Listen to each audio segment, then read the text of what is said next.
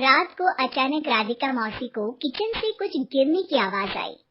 उन्होंने बाहर निकल के देखा तो किचन में उन्हें कोई सफेद साड़ी में दिखा। वो चीख पड़ी, हे भगवान, आलतू जलालतू आई बला को टाल तू, आलतू जलालतू आई बला को टाल तू। राधिका मौसी को चीखते सुनकर श्रवण बाहर आता है भागते हुए। अरे माँ, क्या हुआ? क्या देख लिया? दादी माँ आ गई क्या सपने में? अरे बेटा, रसोड़े में देख तो कौन है? श्रवण रसोड़े में झांक कर देखता है और उसे कोई नहीं दिखता अंदर। अब रसोड़े में तो कोई नहीं है माँ। कोई सफेद साड़ी में नहीं है क्या? नहीं माँ, कोई भी नहीं है। चिल्लम चिल्ली की आवाज सुनकर काजल भी वहाँ आ जाती है। अब क्या हो गया माँ जी? अरे बेटा, रसोड़े में एक चुड़ैल थी सफेद साड़ी में। अरे क्या कर रही थी वो अंदर? ना तो पूछूंगी। चुड़ैल जी, आपका क्या प्लान है? माँ जी, रात बहुत हो गई है, आपने कोई बुरा सपना देखा होगा, चलिए सो जाइए। राधिका मौसी सोने तो चली जाती है पर उनको रात भर नींद ही नहीं आती। वो कुछ भी उलझुल बातें सोचने लगती है। कहीं चुड़ैल की वजह से तो घर में टेंशन नहीं हो रहा, कहीं उसी की वजह से तो वो दादी नहीं बन पा रही। सुबह जब राधिका मौसी रसोड़े में छानबीन करती है तो पाती है कि नींबू का अचार गायब है। चुड़ैल नींबू का अचार ले गई, मुझे तो ठीक नहीं लग रहा कुछ। चुड़ैल को भी पता है कि जिंदगी का असली मजा तो खट्टे में ही है।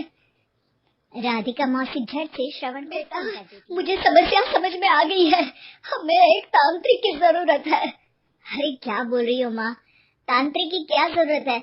आप पूजा पाठ तो कर ही रही हो ना। आलतू जलालतू मंत्र सारे फालतू जैसे कुछ मंत्र पढ़ो, चली जाएगी अपने आप चुड़ैल।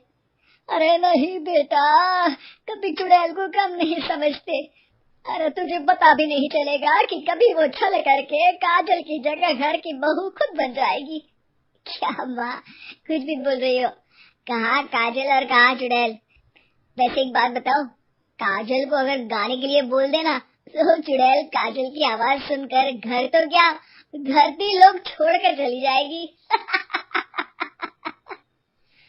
तुम ना पढ़े लिखे बच्चे हर चीज को मजाक समझते हो। तुम रहने दो, मैं खुद ही तांत्रिक को बुला लेती हूँ। अच्छा सुन, शाम को इमली लेके आना। क्या है कि चटनी खाए बहुत दिन हो गए है ना। नहीं माँ, इमली तांत्रिक से ही मंगवा लो ना, आटा वगैरह भी उसी से पिसवा लेना। देखो मुझे काम करना है। श्रवण रात को कई तरह की सब्जियों के साथ माँ के कहने पे चटनी के लिए इमली भी ले आया था, लेकिन राधिका मौसी के दिमाग में अलग ही फिल्म चल रही थी। उन्हें अब सिर्फ शक ही नहीं यकीन होने लगा था कि शायद चुड़ैल ने श्रवण पर अपना जाल बिछा दिया था, जिस वजह से श्रवण उनकी बात ही नहीं मान रहा था। पर कोई नहीं, आने वाली रात में राधिका मौसी खुद तैयार हो गई चुड़ैल को पकड़ने के लिए। रुद्राक्ष की माला, तुलसी का पत्ता, हनुमान चालीसा सब हाथ के पास ही था, बस चुड़ैल का इंतजार था। और जैसा राधिका मौसी ने सोचा था वैसा ही हुआ। वो चुड़ैल उस रात भी आई, पर वो राधिका मौसी से तेज निकली और राधिका मौसी के उससे पकड़ने के पहले ही वो भाग खड़ी हुई। जरूर बहू पे साया है उस चुड़ैल का, तभी तो श्रवण के कमरे में गई है। और अगली सुबह राधिका मौसी पिछली रात हुए हमले में किन चीजों का नुकसान हुआ उसका हिसाब लगा रही थी। उनके खेमे से एक आम के अचार की शीशी भी गायब हो चुकी थी और वो इमली भी जो कल श्रवण लेकर आया था। राधिका मौसी इस बारे में सोच ही रही थी कि श्रवण जल्दी से रसोड़े में आकर दवाइयों की पोटली ढूंढने लगता है। अरे बेटा क्या हो गया? अब माँ, वो काजल की तबीयत खराब है, बहुत घबराहट हो रही है उसे। हे भगवान, मैंने पहले ही कहा था कि तांत्रिक को बुला लेते हैं, पर नहीं, अब देखो उस चुड़ैल ने काजल को अपने वश में करना शुरू भी कर दिया है। हालांकि श्रवण भूतों में विश्वास नहीं करता था, पर अब वो भी डर जाता है और राजी हो जाता है एक तांत्रिक को बुलाने के लिए। कुछ ही घंटों में तांत्रिक आ जाते हैं और राधिका मौसी तांत्रिक जी को सब बता देती है। घोर संकट, घनघोर संकट चाकट, ओम भट स्वाहा खटखाटे आहा। अरे ये क्या मंत्र है? मेरे खुद के ओरिजिनल मंत्र है, कल रात को ही लिखे हैं, अच्छे लगे तो दाद चाहूंगा। एक और मंत्र सुनो, अर्ज किया है आब्राकडाब्रा, दिल्ली बम्बई आगरा, चंदा मामा सोरले सुरन मामू जारा। ये मंत्र है? अरे कोई 40 वालीसा पढ़ो ना। वक्त कम है, 40 नहीं पड़ेंगे, 20-25 में काम चलाना पड़ेगा। अलग निरंजन जाके लंदन, मुफ्त का मंजान घिस मेरे नंदन। अरे जल्दी करो तांत्रिक जी, जल्दी करो। तांत्रिक अपने उल झलूल मंत्र पढ़ने लगता है। श्रवण को तांत्रिक पे शक होता है। वो अपने एक डॉक्टर दोस्त को कॉल कर देता है ताकि कोई अनहोनी हो तो इमरजेंसी में चीजें मैनेज हो जाए।